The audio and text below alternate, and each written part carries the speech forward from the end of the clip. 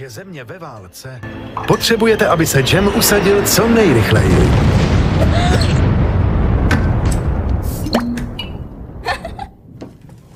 V otcově kanceláři se ale skrývat nebudete. Pojď se mnou.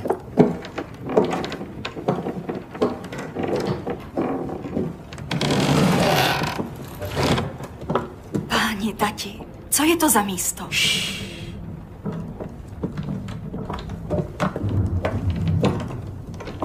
Tento tajný byt, má drahá, bude ode dneška naším úkrytem. Tady tento pokoj bude náš pokoj, chci říct matčin a můj a Margotin.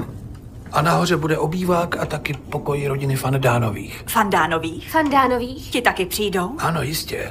Je důležité zachránit každý život, co můžeme. A ty jsi šťastná dívka, Anne. Jediná máš svůj pokoj.